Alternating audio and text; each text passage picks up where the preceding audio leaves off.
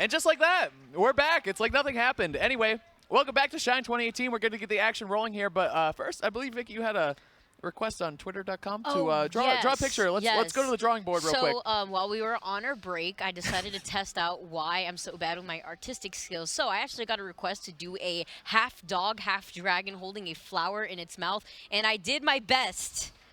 I did my best. Let's hear it, guys. That's pretty good. Yeah, I've never drawn before. All right, if you have any other requests, please send them to Vicky Kitty on Twitter. We're going to be working on those drawings throughout the rest of this tournament. And by we, I mean definitely just you. I'm not touching that thing. No. So. No, I definitely can't do that in the middle, especially of an intense set that we're going to be seeing right now on stage. MkLeo versus Tweek. Finally, we got the ball rolling, you guys. And we were talking about this, Hazmat, right before the set had begun, how excited we were to see these two players, number 1 and number 2, have a face-off in the Bayo Ditto. We're seeing so many Bayo Dittos in general so far in this tournament. I mean, we're going to see another one very soon, Mistake versus Salem, but that's not going on right now as we see ready. Leo going in for the run-up grab, something very similar that we saw from the very last time when Tweek was playing Salem. Yeah, that's right. And I mean, you talk about two players who both found their footing in this game with other characters aside from Bayonetta, but now we're seeing them opt for her. You know, we are getting into later in the game, and the power shields are answering each other here very early on. Good grab there by Tweek, looking for the up tilt. Can't find it, though, and could not punish that witch time either. A little off the mark there with that one. Right, Leo making his way. We've got great patience right there on the platform. That's another thing that we were talking about, how Leo's movement in general is impeccable. Great awareness coming from Leo. Bats Within really helping out Tweek in that situation as the Bats Within sets him up right underneath Leo for those conversions. Yeah, that was great SDI there, right towards the top, avoiding the ABK. Does not want to go near that top blast zone. Here comes Leo, though, too. What a turnaround back air. Nice and quick and easy. Very well done by MkLeo. Oh, that was a really scary situation, but great jumping out of that situation from MkLeo. He managed to jump right behind Tweek, so that way he did not get caught in that into that smash attack. You can see right here, too, how important the down tilt is in this matchup. And speaking of tilts, there comes an up tilt. Oh, witch time. Oh, no, okay, nothing. It's too stale. Here we go. Leo, though, nice little bread and butter combo right there, and ends it with a witch time to get another grab, putting Tweek back in the disadvantage. See the edge guard coming from Tweek, and great patience. He wanted to catch that ledge with the down smash. Unfortunately, not connecting there. Leo going pretty deep, though, for that punish. Did you see that? It was a triple. I would have been the last hit of fair, which is a really cool idea, actually. Yeah, the ending knockback there. Yeah, that's nutty. Good stuff. Leo, you can see him getting comboed, though. Tweek taking it with an up air right there. Go, witch twist off the ledge. Going to be a good option. Bayonetta, you know, has a lot of different tools in order to get up the ledge. Oh! He waited perfectly for that roll onto the platform. That roll perfectly set up Leo to get the grab, forward throw him, and that pressure off stage that we were seeing from Leo in general was coming pretty clutch. Yeah, that was insanely good stuff right there from Leo, recognizing that the platform close enough to the blast zone, able to forward throw and get the stock, get the game too. We're going to see Tweek sticking with the Bayo. I mean, he does still have the color change in his back pocket if he really needs it. You saw him have a little more success against Salem in their last set with the Jean Bayonetta, but he's going to stick with the Bayo one, tried and true. Let's see what he can find here now. Okay. Okay, they both actually had opted to go for the grab right there. Tweek was trying to actually catch the neutral get up with the grab, but MkLeo grab coming out first as he used the invincibility to his advantage. See the little dance right there that they did? Tweek, I gotta say, like, he's one of my favorite players just to watch move in this game. Like, his perfect pivots are some of the best, and Leo too. I mean, both these guys are studs with Cloud, so there's no surprises there. We go witch twist, can't find anything again. Tweek's SDI going to be a very big factor in this match. Oh, okay. I like the attempt right there. Probably expecting Tweek to air dodge and try to recover from below to get the ledge invincibility. Okay, double power shield. Love it. You've seen so many of those too. It's crazy. So patience being displayed. Remember, you can do basically any actions out of a walk, comparably to the dash instead. But a wish time up there by the blast zone. I want to say it's not the safest. And oh my goodness, MkLeo, what a stylish stock. Already taking the very first stock in the second game. It's crazy because witch timing that close to the blast zone. You know, Leo, he still had 2 witch twists there. He's able to clean it up. Very well played there. Very clutch stuff. You see, he's not afraid to pull the witch time in instances where had Leo missed that, Tweek maybe would have been able to retaliate. Absolutely crazy. Another witch twist. Is he going to down air? Double he should. Yeah, he does. And okay. We take those. No, we take those. We take Absolutely. those. We can call it, well, it's a JV2 stock at the very least. MkLeo going up 2-0 in a big way. Tweek with his back against the wall. Let's see what he does here. I mean, obviously, he does have a lot of other characters. Such a good player with so many different characters. Let's see, he's even going to stick with the color, Vicky. We saw this very similarly with this set against Salem. So, but at the same time, though, after game 2, Tweek was able to turn up a little bit, readjust, and try to bring back the set. So let's see if he does something very similar to that against MkLeo. Nice, good counter of the up tilt right there with the down tilt. Low profiling, very good with Bayonetta. Her crouch is very low. That's the witch stress right underneath. Ooh, but Tweek with the down tilt, catching his landing. Here we go, looking for another down smash at the ledge. That is a high risk option, or high risk, high reward option right there. Especially at this percent, I say you totally do it, but at the same time, are you really have ever a percent lead against this character? Nah, it's just the crazy thing about her is that every percentage for you could potentially be death, and right there, what a call out by Tweek, going for the down air. Again, a very punishable option, but Tweek knew what he was doing. A couple fairs and trying to end it with an up tilt, or continue it with an up tilt, actually. Gets the dash grab. That's within, I want to say, I want to call it the Bat's plot armor. Well, I think Light has a plot armor. That is his tag throughout the tournament, but either case, there goes Leo, almost drawing first blood yet again in this Ditto. Leo going pretty deep for that edge guard. Great stage tech, and in his favor, manages to stage tech Tweek instead. Stage spike, that is. Yeah, that was a gamble right there from Tweek, and MkLeo getting the better end of it. We see Tweek hesitate a little bit, take his time on the Halo platform, gather himself, and it worked out big time, taking 0% and taking a stock. Hear the crowd picking up Tweek a little bit. He has been a fan favorite for a very long time. As we said, he's been, playing Smash 4 competitive at a high level. Basically since he jumped into the scene, he's been a really good player. He worked really hard at it. So no surprise to see them trying to, the crowd wanting to see a little bit of an upset here. I know the crowd loves watching Tweek. Unfortunately, when he couldn't make it out to EVO, it was pretty disappointing for some people. No, I mean, MkLeo as well, being another one that wasn't able to make it out to the tournament.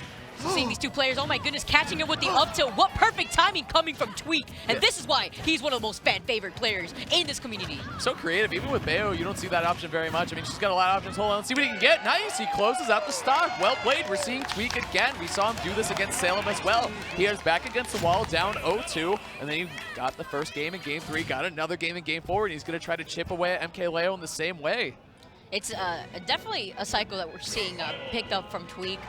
Maybe the readjustments being made perfectly in that Game 3 to try to reverse the set in his favor. Let's go, Gavin. As clear as day right there, you can hear it. Little cheer for Tweek. Gonna be Smashville again for these Bayos. Oh, okay, look at that turnaround too. Very smooth stuff. I'm telling you, no matter what character he's playing, he's gonna be, his movement and his combos are so good. And that can also be said for Leo too. I think Leo has, hold on, okay, good. Basically took him all the way up to 87% off of that one string hazmat. Yeah, that was like a mistake combo right there, actually, because I think from Leo, what you see is more kind of like a Salem style, you know what I mean? Very patient, very neutral centered, but you can see a lot of creativity coming out from Leo. I mean, he had some of the best cloud combos I've ever seen in this game, but here comes Tweek trying to raise him all the way up. What a surprise right there, getting another up air. Yeah, still contesting him, even regardless of the fact that he was witch times before for trying to do something very similar to that. He still tried to go for the second up air. Here we go, nice little grab from Tweek, trying to get the party started here. Fair into up air, very nice. Timing on that's pretty strict too, actually. Here we go, back air, nice, good mix up. I thought he was gonna go for an up air right there. Instead, he reaches around, gets the back air, clears out the stock, Vicky. Yep, and here we are already, MkLeo losing his very first stock, and that's how we saw very similar to his set with Salem. Tweek really adjusting himself properly so that way he could catch MkLeo a little easier, try to wait out for that witch time instead, punishing him with the bullets. Yeah, bullets are good in this matchup too. Okay, hold on, is he gonna do it back to him? Is he gonna do it back to him? Yes, he is! Yes, he is! What a call out! That was amazing. What a witch time. And we've seen witch times in very weird spots in this match so far. You saw Leo get one all the way towards the top. Tweek getting one all the way at the bottom, getting that down air. Since he had the stock lead, Vicky was able to get away with it. Tweek retaliating back so quickly. 2-2 right now. Wait. Another game 5. Wait. Yeah, we called this. Yes. We called this. It was either between Marth or Cloud, specifically for the platform reasons and the amount of pressure that Leo applies. His spacing in particular with this character being the best, I want to say, in the game. Consistently getting those tippers. So one thing that a lot of people like to complain about the character is the fact that the character is very inconsistent in racking kills, but not in MkLeo's phase. I was going to say I'd really like to see the change of pace that Tweek is going to take here, because playing against Bayo as Bayo and playing against Martha's Bayo, very different here, especially someone like Leo who's so good at getting tippers. Look how quickly he's able to pull the trigger in a run-up, full hop fair too, to call out the movement in the air from Tweek. And the awareness that Leo recognized that this is the time for him to switch characters as well is a good call on him. It's a make it or break it situation. This is losers. He's going to go with the Marth. I mean, that Marth is a household name, you know. When we really first started hearing about Leo, it was his Meta Knight and his Marth for sure, and the Marth has definitely stuck around. Meta Knight, not quite as much, but we're going to see what his Marth can do here in this Game 5. Like you said, going with the tried and true in the most clutch of situations. And that back air to grab, that aggression coming from Tweek, and this is what you're seeing being displayed, but that air dodge into up air, going to connect, helping out MkLeo, set him up for a better positioning. Okay, Leo's got to be very careful right here. He is close to the blast zone, close to the ledge, at which time would definitely end him, but there we go. Look at the smooth movement. He played very patiently, very safe, and he's able to get center stage back. Very nice, but Tweek winning neutral yet again, using that back air. Again, it's just going to be a really good tool. Oh, and he actually went so low for that, but Leo saving his jump. Is it going to be enough as he gets witch time? He tries to go for the ledge jump and the get-up attack. Very smart option coming from Leo. He's actually scared for another witch time just in case. That up air just barely living it. Leo on the ledge again. Let's see what he can find. Another grab from Tweek, very much like his Cloud. He loves making you hold shield at the ledge and then grabbing you. So good. And with Bayo as a kill throw, potentially could be an option on the table, but Leo swinging back into action. At this percent, Tweek definitely knows that Leo's going to be holding shield a lot more often now. He's at 128. But the interesting thing is that, you know, a Dolphin Slash can beat out a grab too, so let's see if Leo's catching on to these grab patterns. My goodness, the plot armor, Hazmat! The plot armor! It's happening. The power of the bats and the power of the plot armor, and that back air is going to clear it off the top. Tweek going up. He's on the verge of, you know, reverse 3-0ing. This is very possible right now for Tweek. I love the way he's playing this matchup. Look at him. He's saying, I got the lead. I'm going to go to the platform. I'm going to shoot these bullets at you, just very slowly try to add some percentage. He's basically trying to ask Leo to contest him off the ledge there. Leo not afraid, though, connecting with that back air. Can Tweek make it back safely? He's at 152. What a witch time. Great Baiting bait out a right hit. there. Okay, he goes for the up airs. I like it. Nice, trying to trip up the DI, and look at that. He gets the fall down combo too. Here we go. Leo falling out of that combo. Another witch time. Oh Tweek. What does he have right here? Can he do it? Witch twist. Nothing. Leo has to climb out of a hole here, and this is a good way to start. A stock taking off a grab. Such a good thing that Marth has in this matchup. But those witch times is now refreshed with this new stock Hazmat, and Leo's going to want to look out for those, especially since Tweek continuously kept catching MkLeo's aggressive landings with them. Yeah, a lot of it was, as we saw, Tweek getting so much damage off of grabs and such good positioning that Leo was trying to swing and try to keep him away from getting those grabs, and so is the witch time. So let's see if Leo can counter-adapt to the way Tweek was adapting. Here we go, up tilt, Tweek with the back air, very nice. He's in a great position to take this game now, Vicky. Oh, did not land aggressively this time. Instead actually just empty hopped back onto the stage. Probably trying to see what Tweek was going to do instead. You saw he tried to go for the mix-up, landing right behind Leo to get that empty hop grab. And that back air is stale too. He's been using it a lot and using it very effectively. Down tilt, back air, not the sweet spot though. Tweek giving full race to MkLeo. Leo got to fight up the ledge here though. Let's see what we can find. A jab whip. Wow, nothing after that for both players. A perfect pivot. Let's see what we're both looking for. What's the option for both players right now, Vicky? I'm just waiting to see if Tweek is about to do a back air, trying to space himself out for back air, but at the same time, that's what Leo's going to be waiting for. Oh, you've got double power shield. The tipper forward smash is so deadly right now. Max Rage Marth is nothing to scoff at for sure. Absolutely not. And Bayonetta is a pretty light character as well, so we just can't count Leo out of the set just yet as he tries to carry this momentum, keeping Tweek in the air. Watch out for that forward smash. To see up throw is the option. Let's see what Tweek can find here. The Nair. Let's see here. Leo, yeah, he didn't have it. That was it. That was absolutely it. Wow, so well played. Tweek with the reverse 3-0 over MkLeo, taking 2 games back-to-back off of his Bayo, and then finishing off the Marth as well. I love the way, Leo, I love like the way that he laid that out actually, because he took the first 2 games, you know, in the Bayonetta Ditto, and then Tweek fought his way back, you know, proving, hey man, I can take these last 2 Bayonetta Dittos. Do you really want to go to a 3rd one with me when I have all the momentum? And Leo says, you know what, let's put on the brakes real quick. I'm going to go to the Marth, the Bayo Slayer. Big time Bayo Slayer that Marth was, and we could see that he had max rage and was swinging for that forward smash, and on Smashville, that is such a deadly option. So Leo, I think he made the right counter pick choices, but I think Tweek just played a little bit better than him. Yeah, he was able to adapt around Leo a little bit faster, especially within that last game. Carried a pretty good amount of momentum, as well as recognize that Leo continuously kept recovering low below the ledge, and that's why he was able to capitalize off of that with that Nair off stage. Notice that Leo had burned his jump and thought to himself, yeah, I could go all out right now. That's crazy. So we got Tweek, you know, number 2 in the world, going to be taking that over MkLeo. Moving on in the bracket, very well fought battle by both players there, but here's a look at your bracket. It looks like we're going to finally check back in on our winners up there. You got Team Liquid, MVG Salem going against EMG Mistake, and we are going to see a little more Bayonetta action here. I mean, no surprises, I suppose. I mean, you look at the way this bracket broke down and the way that the tier list and the way that the matchups are going so far, especially, you know, I think a lot of it can be attributed to with Ultimate coming out very soon, that a lot of people are like, you know what, I'm going to try to play to win on my way out here. Bayonetta is such a strong character. I'm such a strong player. I'm going to make her work out for me. instead. I don't blame them. You know what? No. If you're winning, then you're winning, and if your name is #1 right there, then I mean that should speak for itself. That is.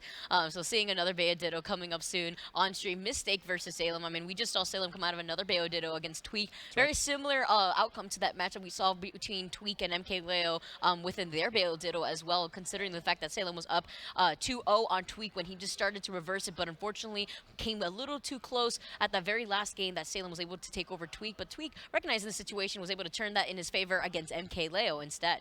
It's crazy. I mean, it really just says a lot about Tweek's ability to download over a set. You know what I mean? You might be able to out-sprint Tweek, but in terms of a marathon set, it's really hard to keep up with him. He catches on to habits, and with his character arsenal, Bayonetta, Donkey Kong, and Cloud, he can really, really take stocks super early, and especially if he catches you in these patterns, as we've seen him do. I mean, almost reverse 3-0ing Salem, and being able to do it against Leo, very well done. I'm excited to see what Tweek can do with the rest of his bracket. He's going to have to play Light again. Exactly, and that's going to be quite interesting to see in general because Light has just been riding this wave of momentum we were talking about earlier.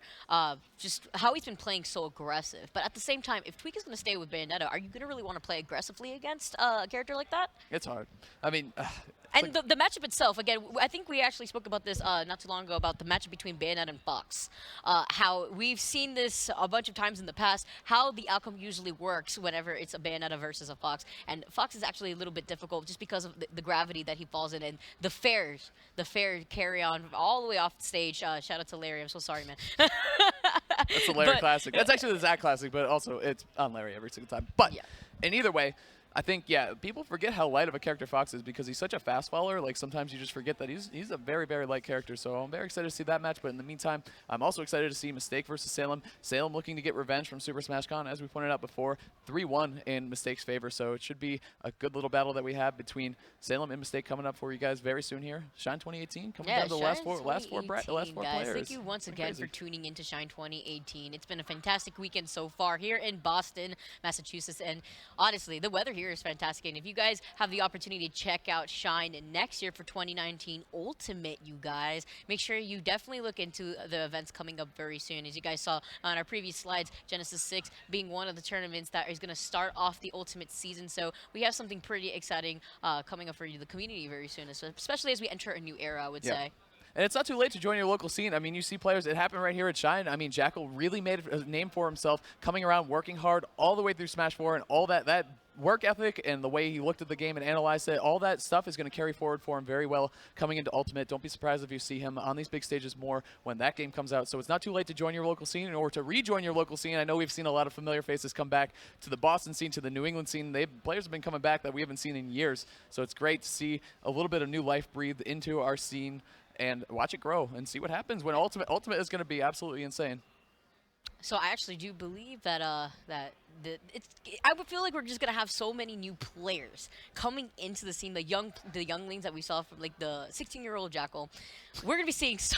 I mean, I just have to emphasize on that because of the fact that his run was so impressive that you just can't count anybody out. Usually, you have parents walking around with their kids, looking at these tournaments, and just like, okay, you're sitting down, you see them play, and you think to yourself, this is the future of our community. So that's right. Yeah, it's gonna be kind of crazy. You know, you brought up a good point right there too. Shout out to the supportive parents. I love seeing that. You know, especially here at Shine. I think I've seen more than any other tournament. I've seen parents with their kids. So give it up for the parents, you know, who have done a really good job, you know, supporting their kids and supporting what they want to do and their passions in life and pushing them, you know, in the best direction forward in order to succeed at whatever it is they want to do. Yeah, I honestly, that support. I saw Dark Wizzy's post actually about how his parents were like supporting him. Caps, right? Yeah. It Nice. felt so like heartwarming just to see that because a lot of parents sometimes they don't understand like the hobbies that these type of communities could bring up, especially the friendships that you can make and stuff. So shout out to the understanding parents that actually give the community a chance, check it out for themselves, and for all you know, just enjoying it themselves. I mean, I would love to see parents getting in on doubles with their kids, like Ridley. I don't even know because the fact that Nintendo has. You say Ridley after? That's messed up. I feel like that's a dark sense of humor. I don't want any part of Ridley. You put up Ridley and parents. We had a nice thing going here, and now you got to bring it to the. I mean, why not, right? Why not? I say that only because of the fact that Super Metroid, or you're Metroid, playing You're playing Super Metroid right now, aren't you, for the first time? I am. Lucky. I wish I could play that for the first time again. It's amazing. It is hard. It's actually, yeah, it's my very first time, just blind running it too. Yeah, it's pretty difficult. I haven't met up with Ridley yet, but I was actually going to point out just the fact that Nintendo bases all the history on their characters in the roster, and how a lot of the older generation could relate to these characters, and then the newer kid, the younger kids, the younger generation also sees, oh yeah, like I know these characters and stuff like that. So then the older generation playing the older characters that they recognize with their kids, playing the other characters that they recognize in the new generation. You implement that into doubles, and that's why I brought up Ridley, because it's like, oh man, I played this game when I was like 10 years old. Like, I remember this back in my day. Just let me beat up some kids with this guy. So it wasn't the connection between parents and okay, I see. I'm glad. Thank you for explaining yourself. Thank you for explaining yourself. Yeah, generations and games and that stuff like that. That was some murky territory right there. I'm glad you navigated through it. I think maybe Bowser, we should stick to the drawing board. Bowser Jr. I don't know, but now you're really getting into it right now. I don't know how to. Really put me on the hot seat right now. Oh my goodness. But anyway, yeah, I mean, you're talking about the character roster. We talked about a lot of players who are left in this bracket have more than one character in their arsenal, obviously Tweek being one of them. But, I mean, Mistake also has a couple of other characters in the ZSS, but we've seen how, like, in Smash 4, how important it is to pick up, like, not only just a top or high tier character, but another character as well that you might favor just for a different matchup or two, or just if you're feeling them differently that day. Good characters, having your back pocket, being able to switch it up, just keeping your opponent on their toes. We had no idea who Tweek was going to go. Obviously, it ended up being Bayonetta the whole time, but it could have been. And Leo too, another one. Leo also staying within the Bayo Ditto until the very last game, switching to Marth. I mean, for all we know, maybe the outcome to that match could have been slightly different if he actually had just gone Marth a little bit earlier.